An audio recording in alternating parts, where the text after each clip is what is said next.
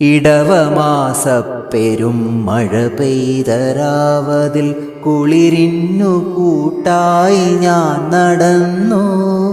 ഇരവിൻ്റെ നൊമ്പരം പോലൊരു കുഞ്ഞിൻ്റെ തേങ്ങലൻ കാതിൽ പതിഞ്ഞു. തെരുവിൻ്റെ കോണിലാ പീഡികത്തിണ്ണയിൽ